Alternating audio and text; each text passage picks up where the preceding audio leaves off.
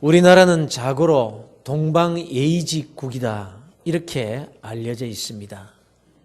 그 중에서도 특별히 우리나라는 대가족 제도로 아주 유명했던 나라입니다.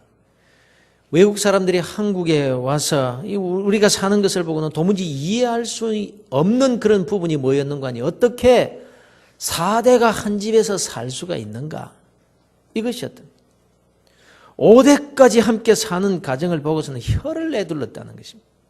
도대체 이런 일이 어떻게 가능할 수가 있는가? 이 지구상에 어떻게 이런 가족 관계가 있을 수 있단 말인가? 이렇게 탄복을 했다라는 거죠. 그래서 그 유명한 세계적인 역사학자 토인비가 유언으로 남긴 말이 이것이었다지 않습니까?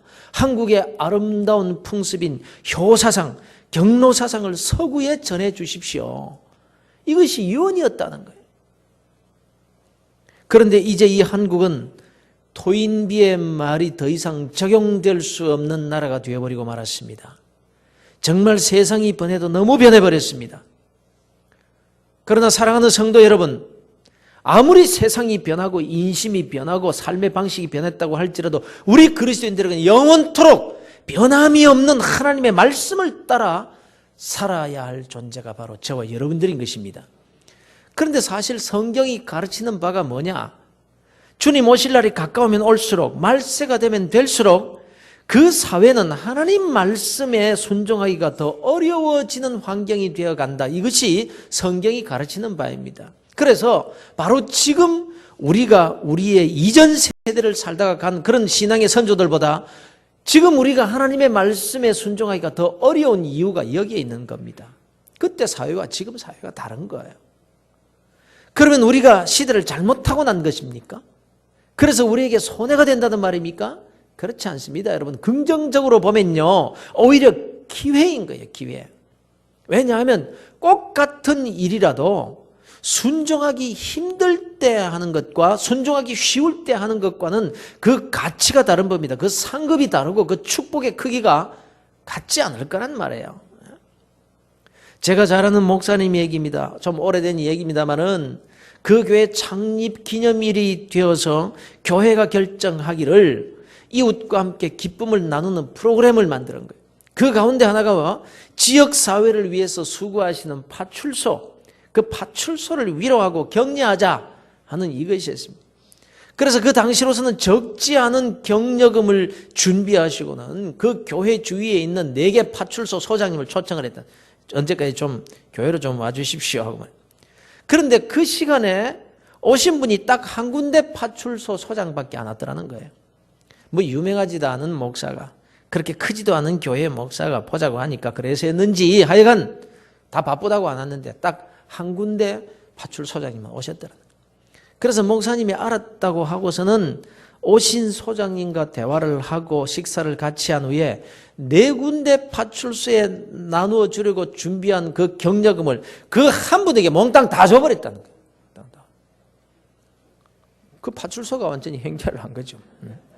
그런데 이 소장님이 돌아가서 다른 파출소 소장님들과 대화를 이렇게 하면서 왜 안 왔냐? 대접 나는 잘 받고 얼마의 격려금을 받았다. 이러니까 깜짝 놀라고 그 다음 데는 목사님한테 전화가 불이 나게 오더랍니다. 목사님, 저는 바빠서 못 가는데요. 이제 시간이 좀 됩니다. 목사님이 그랬답니다. 아이고 죄송합니다. 이제 제가 시간이 없습니다. 네. 여러분 영적으로도 마찬가지인 것 같아요. 꼭 같은 그리스도인들이라도 말입니다. 그 옛날 대가족 제도가 보편화되어 있을 때에 부모 공경하는 일은 그렇게 어렵지 않았을 거라는 말이에요. 당연한 일이었고 부모에게 함부로 대한다든가 예의를 갖추지 않으면 주위 사람들로부터 따돌림을 받을 수밖에 없는 그런 사회였고 그런 사회에서는 자신의 삶에 불이익을 당할 수밖에 없으니까 내 부모를 공경하라. 이 계명 지키기가 지금처럼 어렵지 않았을 거라는 말입니다. 다 그렇게 살았으니까. 그래서 그런 환경에서 부모를 공경하고 아침 저녁으로 문안을 여쭙고 언제든지 어른을 우선으로 배려하는 것은 그렇게 썩 어려운 일이 아니었을 것이라는 거예요. 그러나 이 5계명을 잘 지키는 사람들이 드문 부모를 공경하는 사람들이 별로 없는 오늘날의 환경이나 제도나 사회 구조 속에서 나는 이것이 하나님의 말씀이기 때문에 순종한다. 이런 신앙으로 효도하는 자가 있다면 하나님이 그를 얼마나 사랑하시겠으며 상급을 주시되 다른 사람 목까지 그에게 주시지 않겠느냐. 하나님은 인격적인 하나님이시기 때문에. 오늘은 어버이 주일입니다. 그리고 우리는 그리스도인들입니다. 세상이 변했고 사회 구조가 변했고 풍조가 바뀌었습니다. 그래서 이런 환경이 우리에게는 기회가 될 수 있다는 거예요. 하나님의 사랑을 더 많이 받을 수 있는 기회요. 약속의 상급을 더 많이 받을 수 있는 기회로 만들 수 있다는 것입니다. 그러니 여러분, 해마다 관행으로 지나가는 어버이 주일로 보내지 마시고 하나님의 말씀에 순종하는 믿음으로 세상과 구별되는 순종의 삶을 사셔서 약속의 축복을 받아 누리는 복된 그리스도인들 되시기를 주의 이름으로 축원합니다. 여기에 중고등학생이 있습니까? 오늘날 권위가 없어진 시대입니다. 오늘날 학생들이 선생님의 권위를 인정할 줄을 모릅니다. 선생님께 대어듭니다. 과거에는 상상도 못할 일입니다. 제자는 스승의 그림자도 밟지 않는다고 했는데, 그러나 여러분, 이런 풍조를 기회로 만드는 학생이 되어보라는 거예요. 친구들이 다 선생님을 우습게 여기고 그 권위를 인정 안 할 때에 선생님의 권위를 인정하고 존경하며 깍듯이 예의를 다하는 그런 학생이 되어보라는 거예요. 그러면 그는 이 시대에 특별한 인물이 될 거라는 것입니다. 하나님 앞에서도 그래요. 요즘 아이들 예배 시간에 떠들지 않습니다. 조용합니다. 그런데 이 아이들이 고개를 푹 숙이고 있습니다. 왜요? 입으로는 안 떠드는 것 같은데 실제로는 떠들고 장난치고 서로 속삭이고 야단들을 하고 있는 거예요. 여러분 아세요? 어떻게 해요? 스마트폰으로 앞뒤로 앉아서 저만큼 떨어져 있지만은 문자로 주고받고 별짓들을 다 하는 거예요. 마치고 너는 어디 갈래? 나는 학생회 안 가고 집으로 바로 갈 거다. 뭐 어쩌고 저쩌고. 이것이 오늘날 아이들의 문화예요. 너도 하고 나도 하기 때문에 뭐 허물이 아니라고 생각하는 거예요. 당연하다고 생각하는 것이고 그렇게 안 하는 것이 비정상이고 따돌림의 대상이 되는 세상이 되어버리고 만 거예요. 그러나 학생 여러분, 여기에서 결단해 보라는 것입니다. 친구들이 다 그렇게 할 때 핸드폰을 끄는 거예요. 다 고개를 푹 숙이고 있을 때에 말씀을 향해 머리를 드는 거예요. 문자 받지 않았다고 친구들이 마치고 나서 이상하게 볼 때 나는 전능하시고 거룩하신 하나님께 예배를 드리는 것이 더 중요하다. 이렇게 하나님의 권위를 인정해드리는 소수의 학생이 될 때 하나님께서를 특별하게 붙들어 쓰시지 않겠느냐라는 거예요. 이와 같이 문화 자체가, 환경 자체가, 모든 사람들이 가치관이 5계명을 지키기가 힘들고 또 그것을 당연시하게 여기는 이때에 하나님의 말씀이기 때문에 내 부모를 공경하라는 이 계명을 지키는 삶을 살 때에 하나님께서 이 시대에 그를 어떻게 대하시겠냐 하는 말씀입니다. 그런데 우리가 부모를 공경해야 되는 이유는 하나님께서 그렇게 계명으로 정해 놓으셨기 때문이라는 이것, 그 이상이라는 것입니다. 하나님은 부모님을 공경하는 행위를 두고 그것이 부모와의 관계를 넘어서 하나님 자신과의 관계로 여기신다라는 점입니다. 우리가 하나님을 안다라는 것은 피상적으로 아는 것입니다. 그냥 피상적일 수밖에 없는 거예요. 피조물인 우리가 어떻게 하나님을 알 수가 있겠습니까? 질그릇을 만든 그 토기장이를 알겠어요? 이해할 수 있겠어요? 그래서 우리가 하나님을 안다라고 하는 것은 하나님 자신이 우리에게 자신을 알려주시는 만큼만 알 수 있을 뿐인 것입니다. 그걸 가리켜서 계시라고 하는 것입니다. 계시. 보여주신다. 사전에 보면 계시란 사람의 지혜로서는 알 수 없는 진리를 신이 하나님이 가르쳐 주셔서 알게 함, 이렇게 되어 있습니다. 하나님의 사랑도 그렇습니다.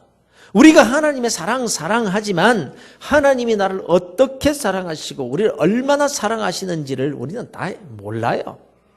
다만 하나님에 대해서도 그렇고 하나님의 사랑도 하나님이 우리에게 가르쳐 주시는 건 정도만 알 수가 있는 것입니다. 그래서 바로 이 하나님의 사랑을 우리에게 가르쳐 주시는 계시의 방법 중 하나가 뭐냐? 바로 부모님의 사랑을 통해서, 부모님의 자식 사랑을 통해서 하나님 자신의 사랑을 계시해 주고 계신 거예요.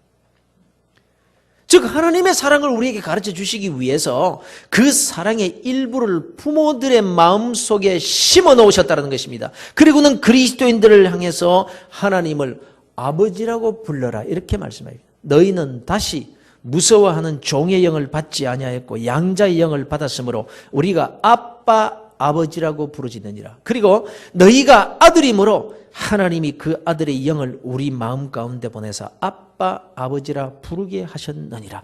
그리고 우리 예수님께서도 우리에게 하나님을 부를 때 하늘에 계신 우리 아버지여 이렇게 부르라고 하셨습니다. 그리고 예수님께서 그 하나님의 사랑을 비유로 우리에게 가르쳐 주시는 말씀이 바로 오늘 본문의 내용인 것입니다. 여러분, 부모의 마음과 자식의 마음은 달라요.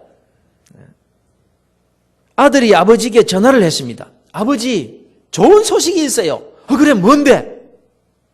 아버지, 이번 시험에서 제가 80점 이상 받으면 10만 원 주신다고 했죠? 그럼 내가 그랬지. 그 돈 아버지 용돈으로 쓰세요. 이게 좋은 소식입니까?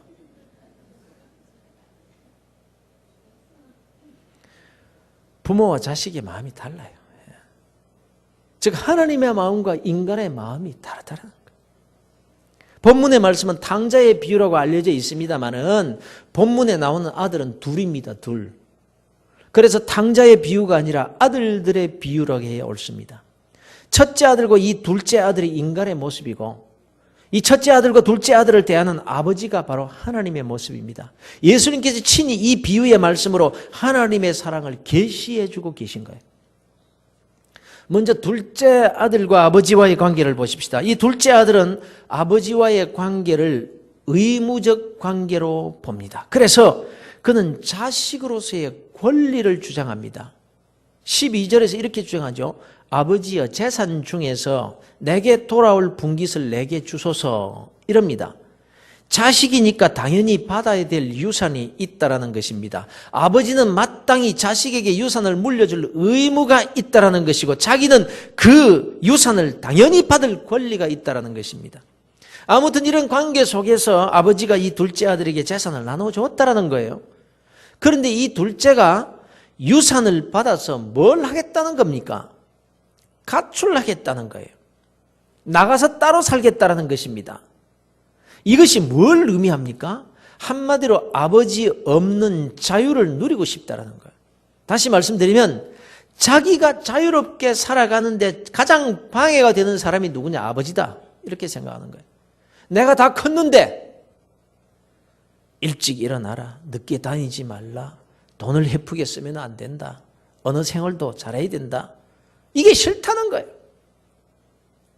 하나님, 내가 하나님의 자녀 아닙니까? 그래서 하나님이 제게 복을 주셔야죠. 사업도 잘 되게 해주셔야 되고 돈도 잘 벌게 해주셔야 되고 내 기도에 응답해 주셔야죠. 그래서 행복하게 잘 살게 해주셔야 할 책임이 하나님 아버지께 있지 않습니까? 이러면서 하나님과의 관계를 의무적인 관계로 본 아들이 바로 이 둘째 아들이었다라는 것입니다. 그런데 또 한편으로 이러는 겁니다. 복은 주시되 간섭은 말아 주십시오. 이래라 저래라. 주일날 일하지 말고 물질 생활은 이렇게 저렇게 해라. 이러지는 말아 달라는 거예요. 아버지로서 당연히 주실 거 주셨으면 이렇게 쓰든 저렇게 쓰든 간섭 안 해줬으면 좋겠다는 거예요. 이것이 아버지와의 관계에 대한 둘째 아들의 생각이었다는 것입니다. 그 다음에 이제 맏아들을 보십시다. 본문에 등장하는 이 맏아들은 자식과 아버지의 관계를 어떻게 보고 있습니까? 이 맏아들은 아버지와의 관계를 율법적인 관계로 봅니다. 25절 이하의 말씀의 내용이 그렇습니다. 이 맏아들은 아버지의 말씀에 거역함이 없이 매사에 순종하며 살았습니다. 정말 모범적인 아들이었습니다. 불평 한마디 없이 아버지를 도우면서 산 아들이었습니다. 그런데 둘째 아들에게 돌아가는 아버지의 사랑이 문제가 되었고 그동안 하지 않았던 불평이 터져나온 거예요. 아버지가 하시는 일이 옳지 않다라는 것입니다. 공정성을 잃었다라는 것입니다. 어떻게 아버지의 재산을 다 탕진하고 거지가 되어 돌아온 동생을 자기와 똑같이 대우할 수 있느냐라는 거예요. 더 분통을 터뜨린 것은 죄짓고 돌아온 불효자식 동생에게 벌은 주지 못할 망정 어떻게 가락지를 끼워주고 비단옷을 입히고 신발을 신겨준다는 말입니까? 이것은 아들의 자격을 회복시켜준다는 뜻이거든요. 거기다가 또 송아지를 잡아서 잔치를 벌여준다는 말입니다. 이것이 옳지 않다라는 것입니다. 죄짓고 돌아온 동생에게 송아지를 잡아 파티를 열어준다면 자기 같은 사람은 수십 배 수백 번은 더 대접을 받아야 될 것인데 염소 새끼 한 마리 잡아준 적 없다라는 것. 맏아들은 이렇게 아버지와의 관계를 율법적인 관계로 보고 있습니다. 둘째 아들은 의무적인 관계로 보고 아버지를 괴롭혔고 맏아들은 율법적인 관계로 보고 아버지를 괴롭히고 있는 것입니다. 그런데 내게는 뭘 해준 게 나는 뭡니까? 내게는 뭘 해준 게 있습니까? 이렇게 불평하는 맏아들에게 아버지가 이렇게 말합니다. 예, 내 것이 다 내 것 아니냐. 모든 재산을 다 맏아들 소유라고 인정하고 있는 이 아버지의 사랑을 모르는 거예요. 내가 얼마나 너를 사랑하는지 아느냐? 내 것이 다 내 것이야. 내가 나의 전부가 아니냐. 그런데 불쌍한 동생 잔치상 좀 차려주는 것을 못마땅하게 여기는 이 맏아들의 모습. 사랑하는 성도 여러분, 우리는요 다 어떤 면에서는 둘째 아들이고 어떤 면에서는 다 맏아들입니다. 나는 하나님과의 관계에서 맏아들일까요? 둘째 아들일까요? 하나님의 뜻과는 반대로 내 욕심 따라 사는 불순종의 죄를 짓고 실패하고 고통 속에서 헤매다가 하나님을 찾아온 나, 그럼에도 나를 불쌍히 여기시고 받아주셔서 지금 여기에 이렇게 앉아 있습니다. 어떤 사람은 모태신앙으로 태어나 꾸준하게 신앙생활을 해왔으면서도 하나님의 사랑도 모르고 감사하지도 못하고 냉랭한 가슴으로 둘째 아들 같은 사람을 정죄하고 판단하고 헤아리기를 잘하는 삶을 살았습니다.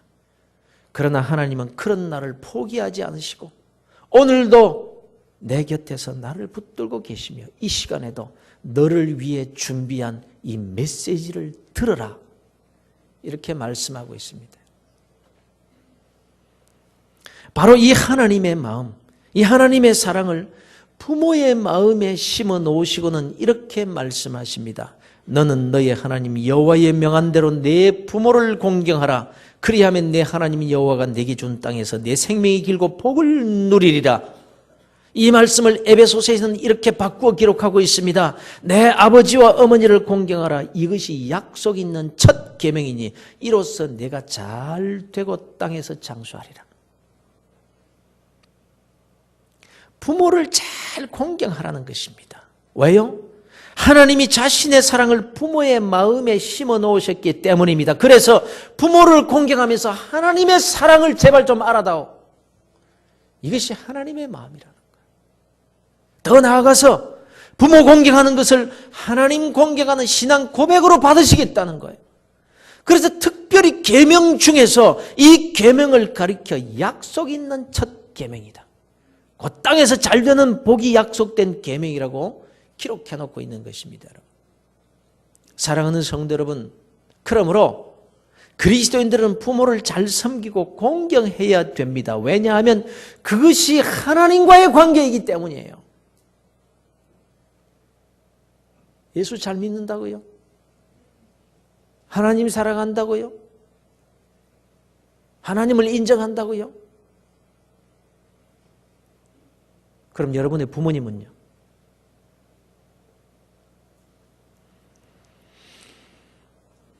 여러분 혹 부모에 대한 원망이 있습니까? 너무 사사건건 간섭해서 말이 안 통해서 내 뜻을 무시해서 그래서 부모님을 멀리 하시나요? 설사 부모에게 그런 문제가 있다라고 할지라도 그 부모에 대한 태도를 여러분 바꾸셔야 됩니다. 왜냐하면 그것이 부모님과의 관계를 넘어서 하나님과의 관계에 대한 신앙 고백이 되기 때문에 그래서 그리 할지라도 내 마음에 들지 않을지라도 부모를 공경하셔야 한다는 것입니다. 우리 부모는 다르다고요? 사랑이 없다고요? 그런데 실상은요, 성격에 따라서 자식 사랑의 표현이나 방법이 다를 뿐이지 자식 사랑하는 부모의 마음은 다 같은 거예요. 부모 되신 여러분, 여러분의 자녀들이 왜 엄마는, 왜 우리 아빠는 이웃 누구네 부모처럼 나를 사랑하지 않느냐라고 한다면 수긍하시겠습니까? 표현이 다를 뿐이고 방법이 다를 뿐이지 자식을 사랑하지 않는 부모는 없는 것입니다. 어떤 목사님 가정에서 일어난 이야기입니다. 새해 첫날이 되었는데 목사님이 일찍 일어나서 식구들을 막 깨웁니다. 사모님께 좋은 옷을 좀 입으라고 합니다. 예쁘게 화장도 좀 하고 한복도 좀 꺼내 입으라고 합니다. 이 사모님은 자식들에게 세배 받으라고 하는 모양이라고 생각하고는 화장을 하고 한복도 곱게 차려 입었습니다. 아이들을 깨웁니다. 세수시키고 옷 갈아입히고 야단입니다. 그런데 사모님을 보고 저 아랫목에 좀 앉으라고 합니다. 그리고는 아이들을 엄마 옆에 쭉 앉힙니다. 가족들이 보니까 이상한 거예요. 엄마 아빠가 앉고 자식들이 세배를 해야 되는데 엄마와 자식들을 쭉 앉혀놓고는 저만큼 목사님이 식구들을 쭉 보더니 눈물을 흘리는 거예요. 아니 왜 이러세요? 놀라서 묻습니다. 내가 너무 좋아서. 눈물을 훔치든지 이럽니다. 여보, 당신은 처녀 때 우리 동네에서 제일 인기도 많았고 제일 미인이었잖아. 모두들 부잣집 맏며느리감이라고들 했었는데 정말 부잣집에 시집 갔으면 좀 더 편하게 좀 더 행복하게 살았을 텐데 이렇게 나한테 시집 와가지고 한평생 얼마나 고생하며 살았어. 그것도 사모가 되어서 이 사람 눈치 보고 저 사람 눈치 보고 울기를 얼마나 했어. 정말 미안하고 감사하오. 이러면서 우는 거예요. 아들, 딸을 보고서는 사랑하는 아들, 딸들아. 미안하다. 만일 너희들이 부잣집에서 세상에서 떵떵거리며 사는 그런 집안에서 태어났다면 얼마나 풍족하게 살 수 있었겠냐. 그런데 이 아버지의 자식으로 태어나 지금까지 살아오면서 얼마나 고생하고 고통받으며 지냈냐. 이 아버지가 너희들에게 말할 수 없는 죄인이구나. 이러면서 아내에게, 아들, 딸에게 큰 절을 하고 세배를 하는 거예요. 그러니까 식구들이 달라붙어서 왜 이래요? 왜 이래요? 왜 아침부터 사람을 울려요? 이러면서 온통 울음바다가 됩니다. 여보, 내가 한평생 살면서 언제 목회자의 아내라고 불평 한마디 했습니까? 아들, 딸은 아버지는 이 세상에서 가장 훌륭한 분이에요. 우리는 불만도 없고 아빠를 존경하고 있어요. 오늘 아침에 왜 이러세요? 막 엉겨 붙어서 울고 난리를 치는데 교회 집사님이 세배하러 오셨다가 그걸 보고는 이게 무슨 일인고? 놀라서 눈이 휘둥그레집니다. 여러분, 이 목사님은 좀 특별한 분이십니다. 모두가 이렇게 하지는 않습니다. 그러나 아버지의 마음은요, 같은 거예요. 이렇게 하지는 않아도 아내에 대한 죄송한 마음을 가지고 있고요. 자식들에 대한 미안한 마음이 있는 거예요. 이게 기실은 사랑이란 말이에요. 다 이런 사랑을 가지고 있는 거예요. 다만 이렇게 표현하지는 못하고 있을 뿐인 것입니다. 성격상, 성품상, 기질상 그렇게 표현하지는 못해요. 그렇다고 우리 아버지는, 우리 어머니는 사랑이 없어요. 이건 아니라는 거예요, 여러분. 그리고 자식의 마음에도 부모의 사랑이 자기도 모르게 심겨져 있습니다. 대부분 그 부모의 사랑을 부모가 죽고 나면 깨달을 뿐이죠. 여러분. 미국에서 있었던 일입니다. 간섭하고 잔소리하는 이 아버지를 총으로 쏴 죽인 이 아들이 있었어요. 12살 된 소년인데 아버지에게 야단을 먹고서는 총으로 아버지를 쏴 죽인 거예요. 경찰이 물었습니다. 도대체 왜 이렇게 끔찍한 일을 저질렀냐? 이렇게 물었더니 아빠가 보기 싫어요. 이게 이유였어요. 아빠가 보기 싫어요. 자기가 하는 일마다 간섭하고 잔소리하는 아버지가 자기의 자유를 방해하는 존재로 인식한 거예요. 이 소년이 나이가 아직 어리잖아요. 12살이니까. 그래서 소년 교도소에 수감이 되었습니다. 어느 날 이 교도소의 숙직 간수가 밤에 불을 다 끄고는 복도를 지나가는데 어디서 흐느끼는 울음소리가 들립니다. 가만히 보니까 바로 그 소년이 무릎 사이에 머리를 묶고 가느다라는 소리로 이런 말을 계속해서 울면서 반복하더라는 겁니다. 아빠가 보고 싶어요. 아빠 미안해요. 정말 미안해요. 아빠 보고 싶어요. 표현하지는 못해도 부모의 마음에 못을 박는 말을 막 하면서 대어들어도 실상 그 마음속 깊은 곳에는 부모의 사랑이 심겨져 있는 거예요. 다만 우리의 죄악된 마음이 표현하지 못하도록 가로막고 있을 뿐인 것입니다. 그래서 나 스스로의 힘으로는 이 제5계명을 지키기에 늘 부족한 것입니다. 바로 여기에서 부모와의 관계를 하나님과의 관계로 바꾸는 믿음이 우리에게 필요하다는 거예요. 여기에 우리의 믿음이 필요하다는 거예요. 내 부모님께 불효하는 것은 하나님을 대적하는 일이다. 내 부모를 공경하라. 하나님을 공경하는 최고의 신앙 고백이니라. 바로 이 믿음 말입니다. 이 믿음이 우리 모두의 마음속에 새겨지게 되기를 바라고 이 믿음대로 사는 그리스도인들이 되시기를 바랍니다. 기도하시겠습니다.